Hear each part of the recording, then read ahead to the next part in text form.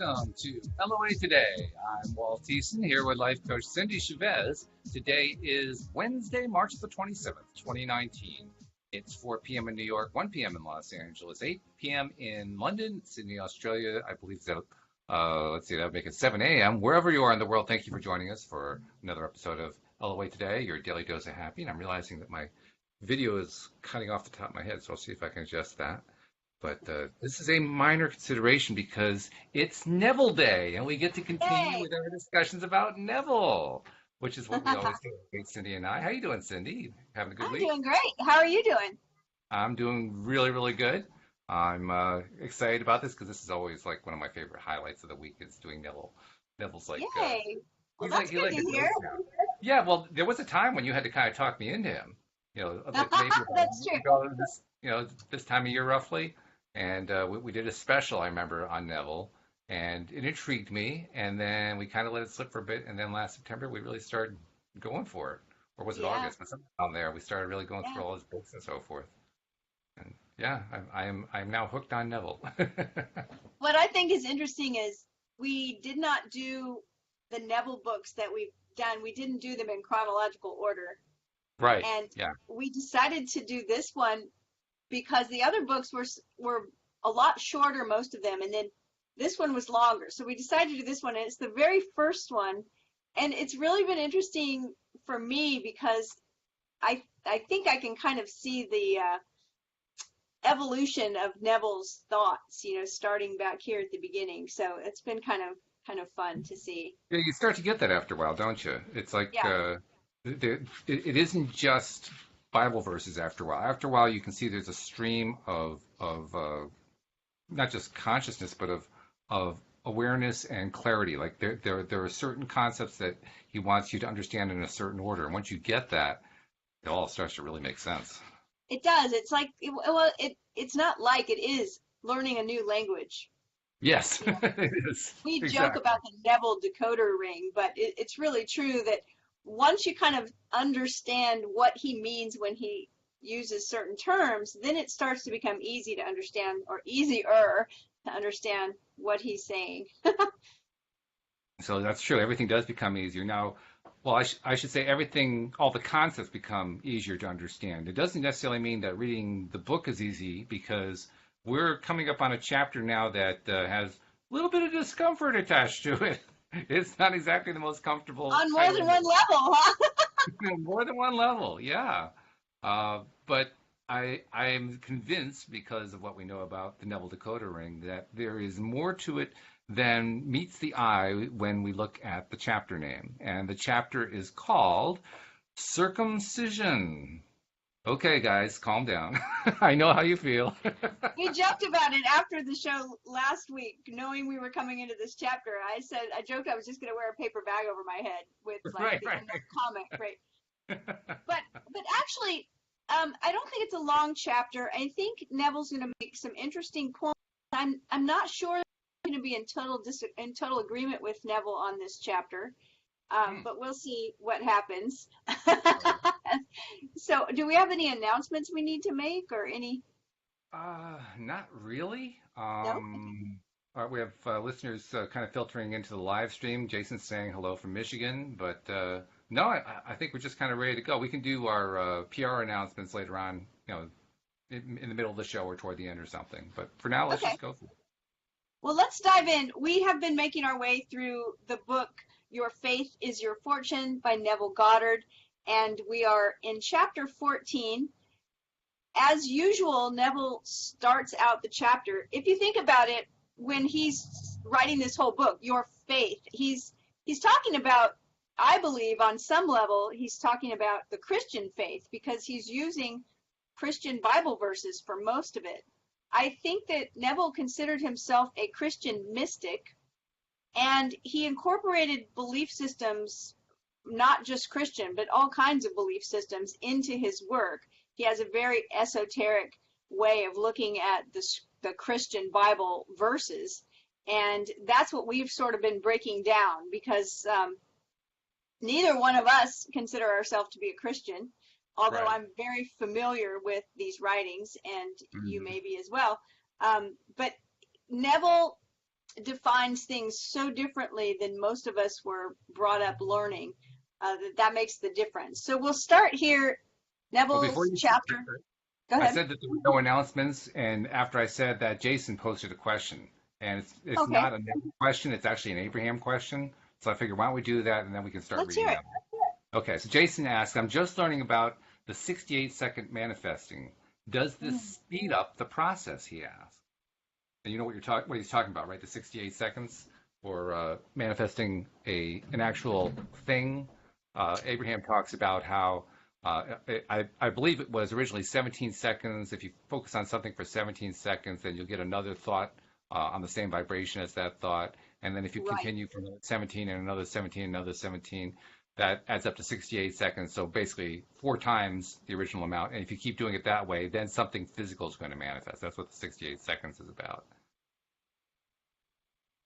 Okay, well, to answer the question, does that speed it up? I'm not sure, anything that we can do to increase our focus will help bring things into manifestation quicker. I mean, theoretically anyway, but we all know that these things don't work in theory, they work in practice. So the idea is to, increase your focus. I've actually seen some people have created like timers online for 17-second timers and 68-second timers so they can hold a vision for that amount of time. I think that if we just get into the habit of focusing on what we want, focusing on what we want to see, focusing on that side of the coin instead of on the other side, which is the lack of what we want and the things we don't want to see, if we'll continually pivot ourselves over to keep focusing on that, I don't think we have to worry so much about how many seconds we're doing it for. But to answer the question directly, sure. I mean, I think that that's the reasoning behind it anyway. Mm-hmm. We always want everything to happen so fast, right? We want to speed it up. We want to bring it. We want to hurry. And sometimes I think we'd be better off to like go with the flow and slow down a little bit, not to get ahead of ourselves so much. I think Abraham talks about that, the buffer of time, that we all should be very thankful that there's that buffer of time, that we don't get what we think we want immediately every time, right? We'd be in big trouble if that happened.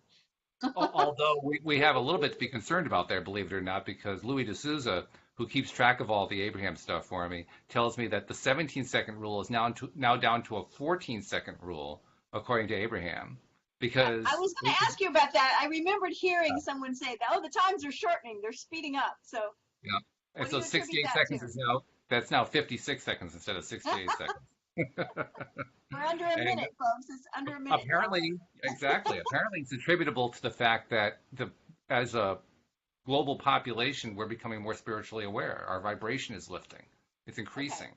And when our vibration increases, that means we're going to be more easily in tune with what it is that we're trying to reach for in our thought process. So we're going to get there faster, which is what Jason wanted. He wants to get there faster. Right. Well, something that you and I have spoken about before as well, though, is the kind of the flip side of that, and that is as the consciousness is raised of a collective, the contrast between that raised consciousness and the consciousness that's not yet quite there, the contrast is much greater, and so it can be a lot more uncomfortable. So that's And we're seeing that. Just look in the world at all the controversy and splits and everything that are going on. Right. And there's your indicator that there are some people who just aren't catching up as well as others are. And so, it does create more contrast. But contrast is good. That's what Abraham keeps assuring. So that's what I was going to say. So as that contrast, happens, it provides us with the catalyst that allows us to focus in a greater way, if that's what we choose to do, because of the contrast. So it's actually, even the contrast is helping speed things up. Which is cool really also. Yeah, it is. And I also like to think about the whole thing as, it's not like we have to keep a stopwatch on ourselves. I mean, most of our phones do have a stopwatch built in, but if you spend your time looking at the stopwatch when you're trying to focus your thoughts, you're not going to be focusing your thoughts. So literally, that's not the way to go. So instead, the way I think about it is, I'm just trying to increase the vibration. The more that I focus on something, whatever that something is, the more the vibration increases. And it's kind of like a harmonic. You know, when you have, if you have like a, I don't know, a tuning fork, and you hit the tuning fork and it vibrates to the note A, and then you have another tuning fork across the room, it'll also start vibrating to that same A. You know, that's the kind of vibration we're talking about. When we're building that vibration, that gets bigger and bigger and bigger and bigger, and you get that big enough. I mean, civil engineers have used that principle to bring buildings down when they want to do demolitions. I mean, that's how powerful vibration can get. So that's all you're really trying to do. You're just trying to keep building that vibration, build it and build it and build it and build it. And working to your focus, 7 seconds, that sounds like a small amount of time. It might feel like a huge amount of time if you're consciously trying to focus for that. Like you were talking about last week about the previous spring when you were having the pain in your knees and you were trying to focus on, on the lack of pain, focus on the part of your body that didn't have pain. And 17 seconds would have seemed like an eternity. So, it's really just, to me anyway, the important thing is learning how to pivot. Every time you're thinking thoughts you don't want, to recognize, to be aware of it, to catch it right away. That, to me, that's the kind of the trick here, is not to be wallowing in thoughts of what you don't want, to catch yourself right away. Oh yeah, I want to think about what I do want, and pivot over to that. Then you'll collectively start getting mini seconds until pretty soon you're thinking about it most of the time, instead of the other way around, where most of the time your thoughts are focused on what you don't want. So I think that that's the key right there, is the awareness and being able to switch those thoughts.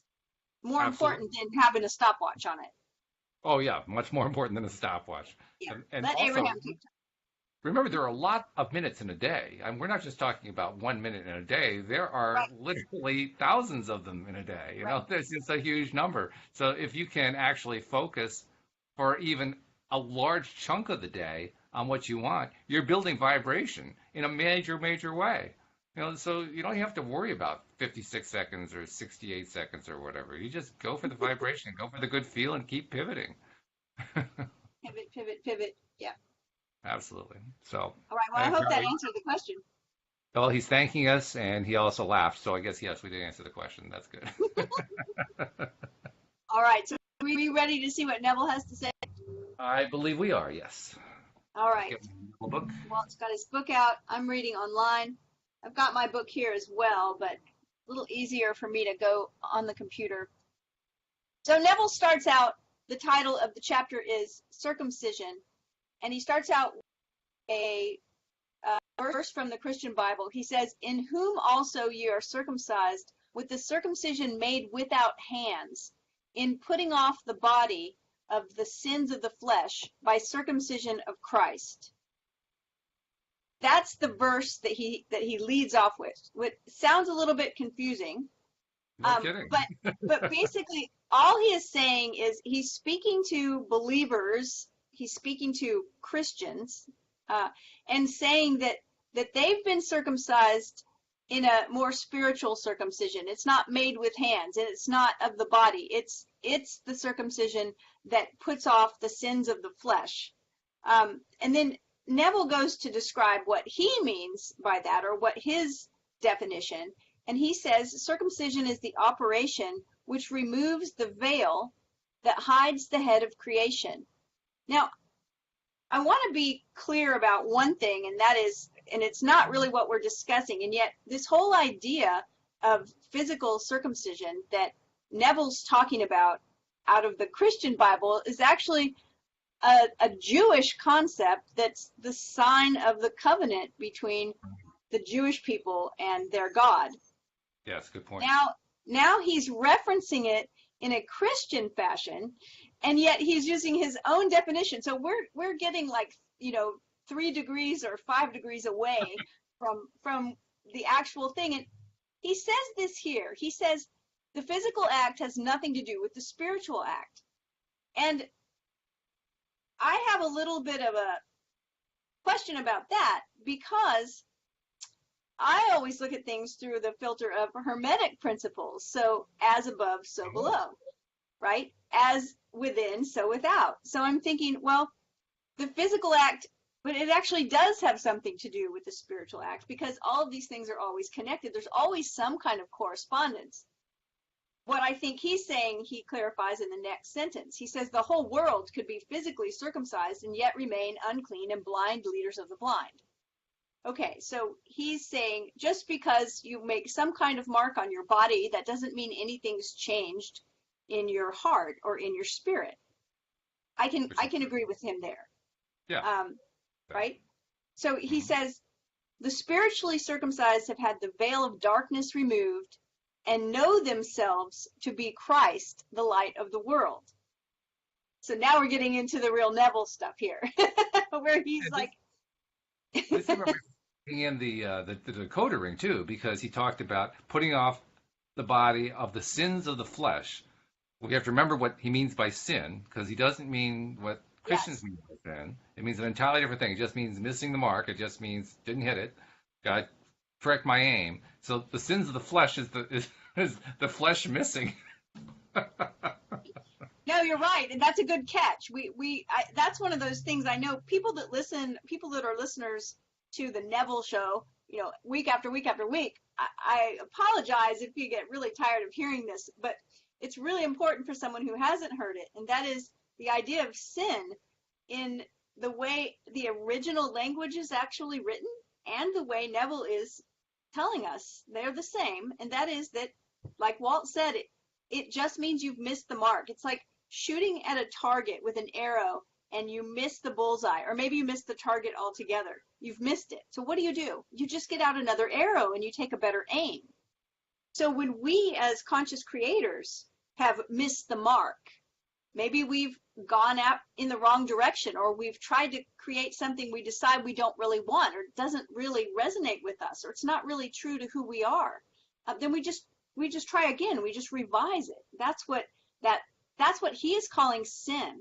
And the forgiveness of sin, when he talks about that, he's talking about starting over, doing it over, just a do-over. That's the forgiveness. You're making it right. You're aiming your arrow at a better target. So now we have to tie in the concept of the blind leaders of the blind, because, again, I think we're talking about something a little bit different from what people would normally think. And I think that because the following sentence says, the spiritually circumcised have had the veil of darkness, and I think that's the key thing, that's where the blindness comes in, the veil of darkness removed and know themselves to be Christ, Christ being imagination or consciousness. Yes. So doing a little translating going on here, we've got putting off the sins of the flesh, in other words, missing the mark, I guess, with the flesh. I'm not quite sure where the flesh fits in there. And not remaining one of the blind leaders of the blind, meaning that we have removed our veil of blindness. We are now seeing clearly from a spiritual perspective, and at the same time understanding that that is the action of knowing yourself to be Christ, meaning knowing your own consciousness. So I'm not sure exactly how we tie that together, but you can see this is going in a direction that is not the way we'd normally expect it to go. Right. So he is saying that once you've had that veil taken away, that you've recognized yourself to be Christ, or your imagination to be Christ, because he uses that as well. To your imagination to be God, your consciousness to be God, to be the creator, to be the power that creates all things. Once you recognize that, then the darkness is removed. That's the process. That's the result of having the darkness removed. So then he says, let me now perform the spiritual operation on you, the reader. He says, this act is performed on the 8th day after birth, not because this day has any special significance. Now, as a Jewish person that knows the the Jewish verses, it does have a spiritual significance. It does, yeah. And an interesting aside is that medical science has determined now in modern day that the 8th day of a baby's life is the day that his immune function is strongest. His antibodies have risen to a level where he can have this operation performed on him with the least, possibility of infection. I didn't know that. That's very interesting. So it is interesting, but it's completely aside from what Neville's talking about. Yes. So Neville says the day has any difference from any other day, but it's performed on this 8th day because 8 is the figure which has neither beginning nor end. So Neville's apparently turned the 8 on its side, and it's now an infinity symbol. So Neville's let's visit for just a moment. Let's just visit for a moment the Jewish interpretation of why it's the 8th day, because there is a spiritual significance there. I'm just curious to see, is there a connection that he's drawing between the way Judaism looks at it and this concept of infinity? I don't see a connection. You don't? Okay. No. And it's fine because he's not talking about this. And I guess that's the point I was making is I don't see a real necessity for him to say it doesn't have any meaning, right? Mm-hmm. Because he's giving it meaning. And so we can go with the meaning that he's giving. Why? Because he's the teacher today. And so he's telling us the way he sees it. So he says the ancients symbolized the 8th numeral or letter as an enclosure or veil within and behind which lay buried the mystery of creation. Thus, the secret of the operation on the 8th day is keeping with the nature of the act, which is to reveal the eternal head of creation, that changeless something in which all things begin and end, and yet which remains its eternal self when all things cease to be. This mysterious something is your awareness of being. At this moment, you're aware of being. Now, I love this. This part of the chapter I love. At this moment, you are aware of being, but you're also aware of being someone. And he says this someone is the veil that hides the being you really are. Mm. And I think we could talk about that for like the whole podcast almost, because right? Because we've talked about this before. If this veil that he's speaking of is the thing that's hiding the truth from us, is the thing that's keeping us in the dark, is the thing that's not letting us recognize the power we have within us as creators, the Christ consciousness or our consciousness, our imagination. If this veil is hiding all of that, he says it's the awareness of being someone, that this someone is the veil. And we talk all the time about our I am stories. Mm-hmm. And I think many of those I am stories are anything attached to I am is the veil. Because we've added something. The real truth is I am. And as soon as we make that, and he goes on, he's going to say it, you're first conscious of being. Then you're conscious of being man. After the veil of man is placed upon your faceless self, you become conscious of being a member of a certain race, a nation, family, creed. The veil to be lifted in spiritual circumcision is the veil of man.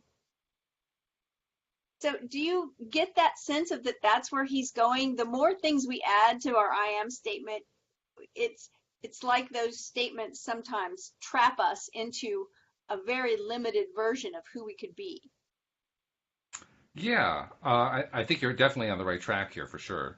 The thing that kind of grabs my attention in his use of the word veil is that I actually think the word veil is a little bit misleading, but I'll go with his word. He's using veil to mean consciously placed limitation.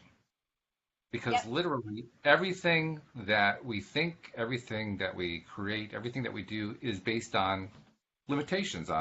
We create a structure. A structure by definition has limitations to it. It has boundaries. And you go beyond the boundary and you don't have a structure anymore. The structure disappears. So it becomes a necessary part of how conscious thought works. Conscious thought is limit-based. And I think that's what he means by the veil. The veil is another way of saying the limit. Now, what's interesting is he's turned this whole metaphor of circumcision into a way of saying, understand what's going on behind all those limits that we all place in our understanding of who we are and what our role is and so forth. Understand that there is a subtext going on there, and that subtext is the true essence of who we are. I think that's really what he's getting at. Right, because he says the veil to be lifted in spiritual circumcision is the veil of man, but before this can be done, you must cut away the adhesions of race, nation, family, and so on. Then Mm-hmm. he quotes this verse, in Christ there's neither Greek nor Jew, nor bond nor free, male nor female, a renewal in which there is no distinction between Greek and Jew, circumcised and uncircumcised, barbarian, Scythian, slave, freeman, but Christ is all and in all. You must leave father, mother, brother, follow me. If anyone comes to me and does not hate his own father and mother and wife and children and brothers and sisters, yes, and even his own life, he cannot be my disciple. Um, there's a lot of controversy over what those verses actually mean. But I believe he's just saying, if you can't walk away from all of those identifiers, it's not that we need to walk away from them, but we have to hold them loosely. We have to understand that we are a lot more than the things, the labels that we put on ourselves. Right. Those are those same limits that I was mentioning before. Yeah, and And you had said conscious limitations, and the thing that came up to my mind when I heard you say that was, what about subconscious limitations? well, sure, yeah. I Yeah, mean, the devil has said it himself. From his perspective, the subconscious mind is simply another part of the conscious mind. So, of course, has to correct. be. Yeah. Right. Good point. And so sometimes we don't even realize the limitations that we put on ourselves. Yeah. No So kidding. he says to accomplish this, you stop identifying yourself with these divisions by becoming indifferent to such claims. Indifference is the knife that severs. Feeling is the tie that binds. Now that's interesting because Neville's been teaching us about that the feeling is the secret forever, right? Ah, Yeah. So he's talking about, and this is what I mean by it's funny to go back and read his first book, because I wonder how many things he, how many of his own beliefs evolved over time. But he I think says, so. yeah, when you No, can go ahead. look upon, go ahead. No, go ahead. I'm blibbering. When you can look upon man as one grand brotherhood without distinction of race or creed, then you will know that you have severed these adhesions. And that's really interesting to hear him say this because he was writing, 80 years ago or something, right? 70 years ago. And we're seeing there's still so much division in the world. Yep. And he is saying when you get to the place where you don't see that division anymore, when you can just look upon man as one grand brotherhood without distinction of race or creed, you'll know that you've severed these adhesions. With these Okay. ties cut, all that now separates you from your true being is your belief that you are man. To remove this last veil, you drop your conception of yourself as man by knowing yourself just to be. Instead of the consciousness of I am man, let there just be I am, faceless, formless, without figure. It's a really, really powerful statement. He This is ties really he ties difficult. the concept of circumcision into it now. Now that he has got us down to, okay, strip away all the other stuff. I want to make a comment too about the word adhesions. I'll get to that in a minute. But now that he's said, okay, strip away all this other stuff, these outside layers, these veils, and now we're down to the core, to just the I am, the faceless, formless, without figure I am. Then he goes back to the concept of circumcision, and now it starts to become really clear what he's saying. Do you want to read that part? Yeah, you're spiritually circumcised when the consciousness of man is dropped and your unconditional awareness of being is revealed to you as the everlasting head of creation, a formless, faceless, all-knowing presence. Then, unveiled and awake, you will declare and know that I am is God, and beside me, this awareness, there is no God. Yep, there it is. Now, I want to go back to the word adhesions because I thought that was a really interesting choice in words because he was talking about veils, right? That all these different conceptualizations that we put on ourselves are veils. And now he's referring to some of them as adhesions. What's an adhesion? It's something that sticks to us. We stuck it to ourselves initially, but now it sticks to us. Another way of saying a limitation, something that we've put up as a limit. And I think he kind of uses that word deliberately because a limit is not necessarily a good or a bad thing. I mean, in many ways, it's a good thing because it's how we form and understand our lives as physical human beings. You have to have limits in order to Correct. do that. Otherwise, you couldn't Right. possibly be a human being. Okay? So there's the good side of it. The bad side, if you want to call it a bad side, is sometimes we focus on things we don't really want, so we're creating structures we don't really want. And those are the limitations that are in the way, so to speak. When we talk about self-imposed limitations, those are the ones we're talking about, the ones that don't serve us anymore, that we're trying to move aside and so forth. So when he changes the verbiage around and calls them adhesions, what that says to me is like, okay, I've taped this little piece of me on. I got this little piece on, this little piece on. This tape thing this is like, I like this one. Okay, this is me as man, and I am a man living in North America, and these are all my different characteristics. I like those. So these are the adhesions I like. I'm not so crazy about those, but because it's just an adhesive, I can just pull it up. It's not a big deal. I think adhesion was a deliberately chosen word because it's so easy to adhere or to take it off. It's not like it's permanently stuck for all time. That's interesting. Well, I just assumed he used the word because in the physical surgery that is done, it's the adhesions that are removed. So I figured he was using it just because, but it's interesting to think that they are removable, right? Huh, exactly. Yeah. Yeah. And that it's a choice. We can either remove them or not remove them. What do they serve us or do they not serve us? Now this next paragraph and a couple of paragraphs, I've read through this once because I wanted to know what I was getting into today. And I think he kind of pushes the limit of being a little nebulous and vague, but we'll see if reading it a second time changes anything.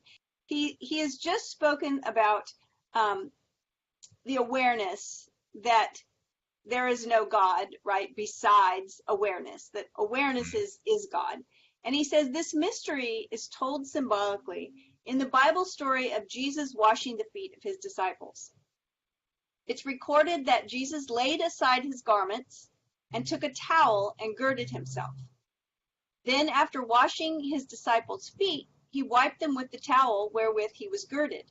Peter protested the washing of his feet and was told that unless his feet were washed, he would have no part of Jesus. Peter, on hearing this, replied, Lord, not my feet only, but also my hands and my head. Jesus answered and said, He that is washed needeth not save to wash his feet, but is clean every whit. So you're already clean. You don't need to have your hands and your head washed. You just need your feet washed. Neville says common sense would tell the reader that a man is not clean all over just because his feet are washed. Therefore, he should either discard this story as fantastic or else look for its hidden meaning. Every story of the Bible is a psychological drama taking place in the consciousness of man, and this one is no exception. This washing of the disciples' feet is the mystical story of spiritual circumcision or the revealing of the secrets of the Lord. Jesus is called the Lord. You are told that the Lord's name is I am. Je suis. I don't know why he went to French there. I am the Lord. That is my name. The story states that Jesus was naked save for a towel which covered his loins or secrets. Jesus or Lord symbolizes your awareness of being whose secrets are hidden by the towel, the consciousness. The foot symbolizes the understanding which must be washed of all human beliefs or conceptions of itself by the Lord. As the towel is removed to dry the feet, the secrets of the Lord are revealed. In short, the removing of the belief that you are man reveals your awareness as the head of creation.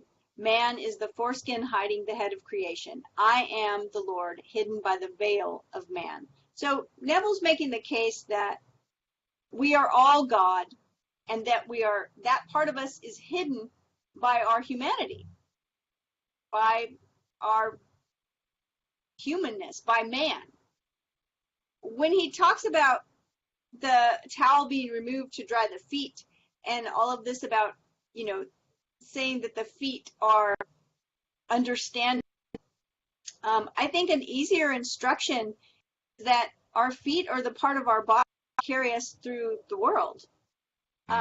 We can have a clean body and our feet get dirty because we're walking on the dirt, through the earth, through the world. We're going through daily living. We turn on the news and we hear stuff that might not lift us up, right? We see and hear experiences that might not be aligned with the things we want to create. And so what do? We have to continually renew our alignment, renew our vibration, realize that that's not the stuff that I want to be seeing myself with, or whatever. I think that's a better explanation. I wish Neville were here to discuss this with me.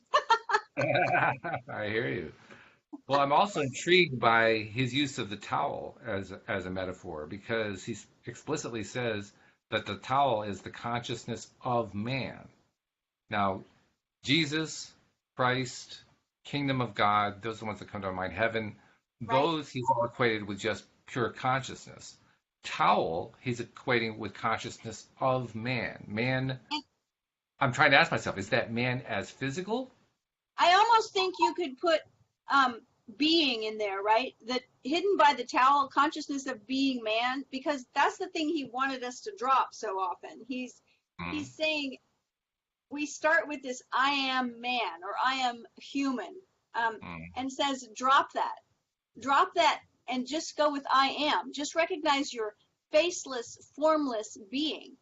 So I'm not my hands and my feet and my body. I am is something faceless and formless that is the creator, that is more powerful. He's saying recognize that as your being. Let this other stuff drop. So when he says, he's talking about being hidden by the towel, I think that's I am man. That's the consciousness of being a human, maybe. The awareness of our humanity is what's hiding the secret. So he's saying... the answer to my question is yes, it's actually physical man. It isn't man as spiritual beings. It's the physical side of man. That's the side he's talking about. I think so. If so, then I can at least begin to understand why he's choosing to bring in this idea of washing the feet. Because washing the feet is a physical action, and it is a way of spiritually tying the physicality of being and the physicality of feet and of body and everything else to the spiritual concept of consciousness. Because he does distinguish, this is consciousness of man as opposed to just pure consciousness. And that actually does fit very nicely with the rest of the chapter, because he talks about the veils, the little bits of pieces of who we associate ourselves as being that become these veils that hide the true consciousness within. So now, what is circumcision? Circumcision is just simply cutting all that away and going right to the core of who we are. And now washing the feet becomes just another way of expressing I am pushing all this stuff aside so I can go right to the basic of who we are. And who we are is a faceless, formless being. Which is interesting. It is interesting because that's exactly how man tends to paint God. I mean, outside of Neville circles. Outside of Neville circles, that is what God is. It's this faceless, formless being. Well, he's just very clearly not only painted that picture of God, but said, you're it. You're it. You're it. And can you please stop looking at all of the outer stuff that hides that from you and recognize that who you are is not limited to all of these physical characteristics and where you come from and who your tribe is and all of that. It's deeper than that. It's bigger than that. And if you allow that to, be cut away, allow yourself to see what's really in there. It's just the I am. That's a powerful thing. Neville was a very creative guy. He was very creative. I mean, because clearly he was spending a lot of time coming up with metaphors. And he was inspired by the fact that he was a very devout Christian. So he was pulling extensively from the Christian Bible. That's very clear. But nevertheless, he was also taking these teachings and turning them into something that was not the way they were usually taught. That takes creativity. That takes a lot of, creating your own metaphors and so forth. And he really, he went to town. I mean, sometimes I think his metaphors, if you'll forgive the phrase, they step on each other because you haven't washed the feet. Sometimes I feel like Neville is trying to force a metaphor a little bit. Yeah, For I the can see. most part, I think his metaphors were pretty powerful, and I also think that they spoke in a powerful way to his audience, because Mm, remember, he was holding these meetings when he was lecturing. Um, his audience were Christians, so he yeah. was And, he was speaking to them a very deep truth and using their own language to make a point. and I think he kind of had to go the scriptural route because not only was he speaking to a Christian audience, he was doing so in a Christian building. Yeah, So, I mean, it was under the auspices of the Catholic Church, basically, that he was doing this. yeah. So Very interesting stuff. Well, we got through circumcision without dropping a blood. Well, a drop of blood. That was good, you know. That's quite a chapter, though. Wow. so we are. I'm looking at the clock and wondering if you want to go into the next chapter. Well, Do we I have don't know any if we can questions or finish it. comments we want to address? Not really. I mean, the last comment of significance was Jason responding to what we talked about in answer to his question earlier, where he says, "I think I'm finally starting to get the hang of LOA," which is great. Congratulations. Yeah. That's good, Jason. But no, nothing specific about Neville. So yeah, let's go for it. Why not? I don't know if we'll get through the chapter, but hey, we can try. We can try. So chapter 15 of Your Faith is Your Fortune I really like the title. It's called Interval of Time. And isn't that something that we just had the first question be asking us about, Right. an interval of time? Exactly. Happens a lot on our show, No kidding. Yeah. Well, it is so, LOA today, after all. right? So Neville starts out again with a Bible verse from the Christian Bible. He says, "Let not your heart be troubled. You believe in God, believe also in me. In my Father's house are many mansions. If it were not so, I would have told you. I go to prepare a place for you, and if I go and prepare a place for you, I will come again and receive you unto myself, that where I am, there you may be also. Let not your heart be troubled. You believe in God, believe also in me." Okay, for some reason in my version, that same verse is twice, but I won't read it twice. He says, "The me in whom you must believe is your consciousness, the I am. It is God. It is also," here we can add to the list of equivalents. "It's Mhm. also the Father's house, containing within itself all conceivable states of consciousness." Now, there's an interesting thought right there, because we just equated God and I am with, which is consciousness. He's already described that with the Right? Father's house. And now the Father's house is also consciousness, and the consciousness contains all conceivable states of consciousness. It's very We meta. got, we got a little reiteration going on there. He says every conditioned state of consciousness is called a mansion. This conversation takes place within yourself. Your I am, the unconditioned consciousness, is the Christ Jesus speaking to the conditioned self, or the John Smith consciousness. Want to pick that apart? He says, I am John. From a mystical point of view, is two beings, namely Christ and John. So if we sort of look back at the chapter we just read, which was talking about this very thing, right? It's talking about our I am, meaning that faceless, formless consciousness that we are, and juxtaposing that with I am man, or I am woman, or I am mother, or I'm a teacher, I'm whatever, all the things we think we are. He said he's calling that the John Smith consciousness, right? So Okay. he says, when our unconditioned consciousness, that faceless, formless consciousness, speaks to the conditioned self, or the John Smith consciousness, Hmm. they're having a conversation. Yeah. So I go to prepare a place for you, moving from your present state of consciousness into the state desired. It is a promise by your Christ, or your awareness of being, to your present conception of yourself, that you will leave your present consciousness and appropriate another.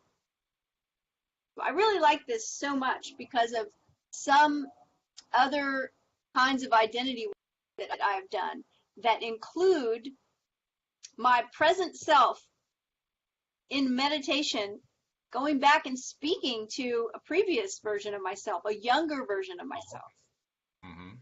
That's what this reminds me of, because it's this conversation of that powerful creator, formless, faceless power, speaking to this awareness of our present conception of ourselves. Man is such a... I'm also wondering something else too. This may be just fanciful on my part. I'm wondering how he picked the name John Smith. And the reason I say that is there's a very famous explorer who, of course, was involved with the settlement of Jamestown. And the idea that he's an explorer, to me, that could be part of the metaphor. Right? Because what we're talking about here is the exploration of consciousness. Mm-hmm. So when he talks about it, how does he say it? He says, your I am, the unconditioned consciousness, is the Christ Jesus speaking to the conditioned self, or the John Smith consciousness. Yeah, I automatically was just assuming that he was using it as John Doe, just a common name. That's what I thought at first, yeah. Yeah, but it would be interesting to know why he picked that particular name. Maybe he'll tell us. This is a great big exploration. I mean, all of his books are a great big exploration of consciousness. And yes. I don't know, maybe, speaking of subconscious, maybe he subconsciously picked John Smith for that reason. He says, man is such a slave to time that if after he has appropriated a state of consciousness which is not now seen by the world, and it, the appropriated state, does not immediately embody itself, he loses faith in his unseen claim. Forthwith he drops it and returns to his former static state of being. So it's like when we don't see it happen in 68 seconds, right? Right, yeah. We give up. And we've talked about this so much, and the reason why is because we hear from people so often that make statements like, well, I've been trying and working on this, and my thing hasn't shown up yet, so forget it. It doesn't work. And that's what Neville's talking about right here. And he says that this is being a slave to time. He says, because of this limitation of man, I've found it very helpful to employ a specified interval of time in making this journey into a prepared mansion. Wait but a little while. We all have cataloged the different days of the week, months of the year, and seasons. By this, I mean you and I have said time and again, today feels like a Sunday, or a Monday, or a Saturday. We've also said in the middle of summer, feels and looks like the fall of the year. I'm laughing because we've all done this, right? Oh, absolutely. Hopefully when you wake up and it feels like a Monday, you'll suddenly realize it's actually Sunday. He says this is positive proof that you and I have definite feelings associated with these different days, months, and seasons of the year. Because of this association, we can at any time consciously dwell in that day or season which we have selected. Do not selfishly define this interval in days and hours because you're anxious to receive it, but simply remain in the conviction that it is done. Time, being purely relative, should be eliminated entirely, and your desire will be fulfilled. So Neville becomes a quantum physicist because that's basically eliminating time entirely, just eliminate it. Yeah. This ability to dwell at any point in time permits us to employ time in our travel into the desired mansion. Now we're time traveling, which I love. Yes. Mm-hmm. Now I, consciousness, when he says now I, consciousness, go to a point in time and there prepare a place. If I go to such a point in time and prepare a place, I shall return to this point in time where I have left, and I shall pick up and take you with me into that place which I have prepared, that where I am, there ye may be also. Let me give you an example, he says, of this travel. Suppose you had an intense desire. Like most men who are enslaved by time, you might feel that you could not possibly realize so large a desire in a limited interval. But admitting that all things are possible to God, believing God to be the me within you or your consciousness of being, you can say, as John, I can do nothing. But since all things are possible to God, and God I know to be my consciousness of being, I can realize my desire in a little while. How my desire will be realized, I do not, as John, know. But by the very law of my being, I do know that it shall be. With this belief firmly established, decide what would be a relative, rational interval of time in which such a desire could be realized. Again, let me remind you not to shorten the interval of time because you are anxious to receive your desire. Make it a natural interval. No one can give you the time interval. Only you can say what the natural interval would be to you. The interval of time is relative, that is, no two individuals would give the same measurement of time for the realization of their desire. Time is ever conditioned by man's conception of himself. Confidence in yourself, as determined by conditioned consciousness, always shortens the interval of time. If you are accustomed to great accomplishments, you would give yourself a much shorter interval in which to accomplish your desire than the man schooled in defeat. If today were Wednesday, it is, and you decided that it would be quite possible for your desire to embody a new realization of yourself by Sunday, then Sunday becomes the point in time you would visit. To make this visit, you shut out Wednesday and let in Sunday. This is accomplished by simply feeling that it is Sunday. Begin to hear the church bells. Begin to feel the quietness of the day and all that Sunday means to you. Actually feel that it is Sunday. When this is accomplished, feel the joy of having received that which on Wednesday was but a desire. Feel the complete thrill of having received it, and then return to Wednesday, the point in time you left behind you. In doing this, you created a vacuum in consciousness by moving from Wednesday to Sunday. Nature, abhorring vacuums, rushes in to fill it, thereby fashioning a mold in the likeness of that which you potentially create, namely, the joy of having realized your defined desire. As you return to Wednesday, you will be filled with a joyful expectancy, because you have established the consciousness of that which must take place the following Sunday. As you walk through the interval of Thursday, Friday, and Saturday, nothing disturbs you regardless of conditions, because you predetermined that which you would be on the Sabbath, and that remains an unalterable conviction. By the way, Neville, the Sabbath is Saturday. Yeah.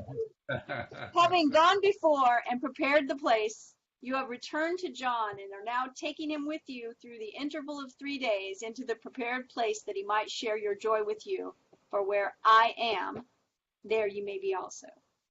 And the Seventh-day Adventists jumped up and down with joy, saying, "Yes, I agree with you, Cindy. It is Saturday." Yes, well. That's funny. Yeah, a couple thoughts were coming to my mind as you were reading all this. The first being that when he is, let's see, where is it? Well, this whole section here about how he projects ahead into time. What he's basically doing is, this is the first person I can think of. Abraham doesn't really do it this way. Seth doesn't do it this way. Tony Robbins kind of sort of does. Dale Carnegie doesn't. Napoleon Hill. Most of the gurus don't tell you how to place a specific limit on time. They don't tell you, attract it within X days or something like that. But he's giving you a specific formula for doing that. And I like that he's saying, don't try to rush it. Right? Right? Like, a great example of this that comes to mind is when we wrote our book. You had a different vision for the amount of time it would take to get the book done. And I thought you were out of your mind, right? Well, I was.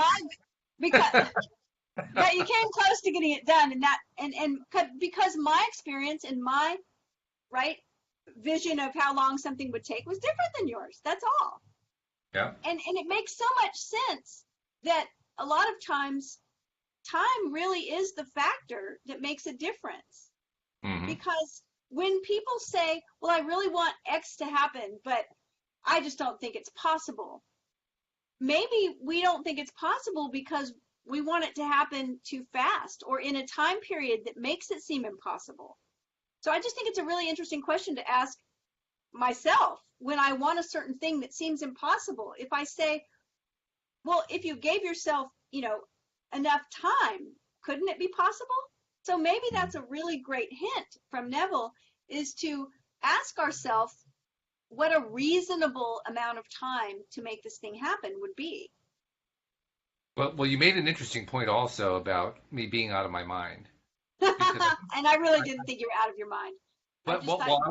I think in a sense I was. I think that was actually a good thing. Because literally, if I had stayed in my mind, I would have said it would take a year or whatever, like you would have expected, because that's what my mind really told me. I literally set my mind aside so that I wouldn't let it limit me, and said, let's just plow through this thing. We can get this thing done. I have no idea how, but we can get this thing done. We can get this thing done in weeks. Well, it took a little bit more than weeks, but just because I was willing to put that particular limit aside, it has to take a year, then it didn't take a year. And yet, here's the thing, is that one of the thought processes I went through in that was, okay, look, Walt's a smart guy. He knows how many hours he can devote. He knows how many hours are in a week. He's figured it out. So he's going with this time frame. Okay, hey, you say you could do it. What's interesting is we had different time frames in mind. So for each person, for everyone that's trying to use this method, this time travel method, now I know why I like Neville. See, I love time travel. Just be realistic about the thing. How long should it take? Because you know what, I have a suspicion it will come sooner most of the time. Well, I would say this isn't even a question of how long do you think it would take. It's more a question of how much are you willing to allocate? How much time are you willing to give yourself? It's a way of being kind to yourself and saying, take the pressure off. Beautiful. Yes. Which is so important. Yeah. I think that's why most of the gurus don't say, put a time limit on. They take the time out of it. They just say, like Abraham says, well, the universe likes to deliver things fast, so it really comes down to you. How quickly are you willing to let it in? If you're willing to let it in right away, it's going to show up instantly. If you're not, and then when it doesn't, we beat ourselves up. Yeah. And that's the point that I think you and I are touching on here, which is we don't need to beat ourselves up. It's okay to set a time limit. And I've always felt that. It really came down to, is the time limit there to serve us, or is the time limit there to hinder us?